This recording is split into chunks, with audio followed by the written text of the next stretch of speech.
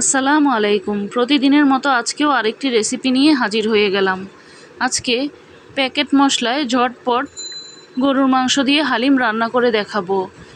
এটা খেতেও ভীষণ মজার হয়। চাইলে এই সহজ রেসিপিতে একবার তৈরি করে দেখতে পারেন। আশা করি ভালো লাগবে।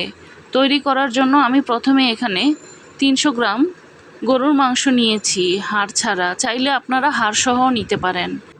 এবার 1 প্যাকেট রাঁধুনি হালিম মিক্স নিয়েছি। এটার ভিতরে যে ডালের প্যাকেটটা ছিল এটাকে আমি 20 মিনিটের মতো ফুটানো পানি দিয়ে ভিজিয়ে রাখবো। 2 কাপ ফুটানো পানি দিয়ে আমি এই ডালের প্যাকেটটাকে ভিজিয়ে রেখেছি।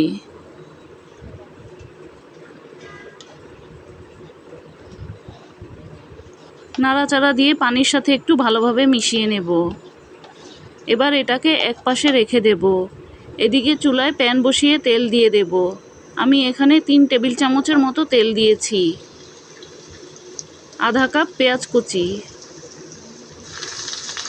পেঁয়াজটাকে এবার বেরেস্তা করে নেব।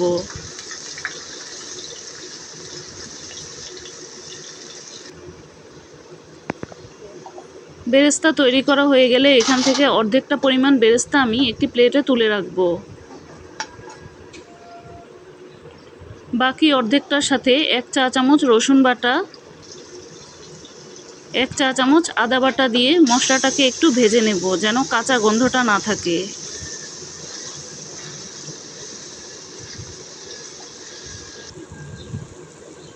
এবার সাথে দিয়ে দেব আধা চা চামচ জিরার গুঁড়া, আধা চা চামচ লাল মরিচের গুঁড়া। সামান্য পানি দিয়ে এবার মশলাটাকে কষিয়ে নেব। সাথে দিয়ে দেব স্বাদ মতো লবণ।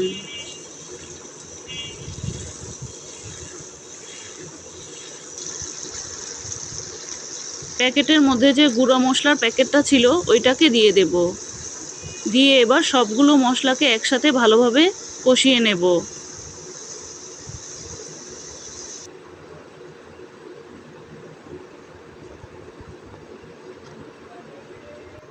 এবার মাংসগুলোকে দিয়ে দেব। দিয়ে মশলার সাথে মাংসগুলোকে নাড়াচাড়া দিয়ে ভালোভাবে মিশিয়ে নেব।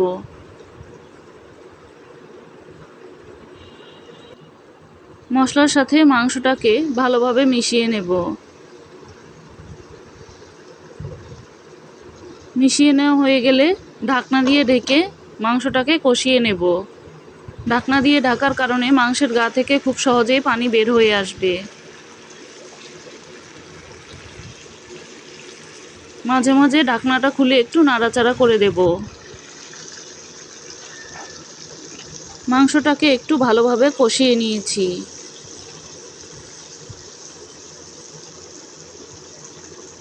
কষিয়ে নেওয়া হয়ে গেলে আমি এখানে 6 কাপ ফুটানো পানি দিয়ে দেব। এতে করে মাংসটাও খুব সহজেই সিদ্ধ হয়ে যাবে।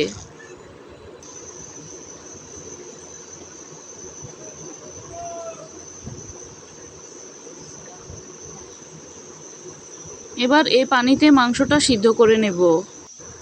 একই পানিতে আমি ডাল আর মাংস সিদ্ধ করব, এজন্য পানির পরিমাণটা একটু বেশিই নিয়েছি।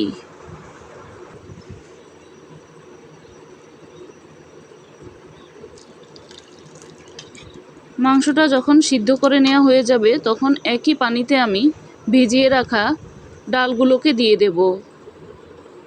দিয়ে একটু ভালোভাবে মিশিয়ে নেব যেন দলা পেকে না থাকে।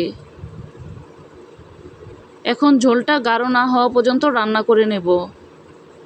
মাঝে মাঝে একটু নাড়াচাড়া করে দেব যেন লেগে না যায়। ঝোলটা অনেকটাই এইরকম গাঢ় হয়ে আসবে।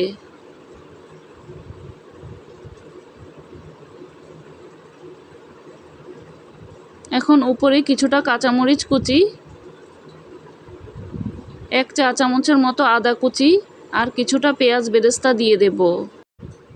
দিয়ে এখন চুলার আঁচটা বন্ধ করে দিয়েছি। কিছুটা ঠান্ডা হয়ে আসলে ঝোলটা আরও গাঢ় হয়ে আসবে। তৈরি হয়ে গেল প্যাকেট মশলায় বিফ হালিম। চাইলে আপনারা আপনাদের পছন্দ অনুযায়ী সাজিয়ে নিতে পারেন। এটা দেখতে যেমন লোভনীয়, খেতেও কিন্তু খুবই মজার হয়। ভিডিওর কোনো অংশ ভালো লেগে থাকলে একটি লাইক দিতে পারেন। আবারও দেখা হবে নতুন কোনো রেসিপি নিয়ে। সেই পর্যন্ত ভালো থাকবেন, সুস্থ থাকবেন।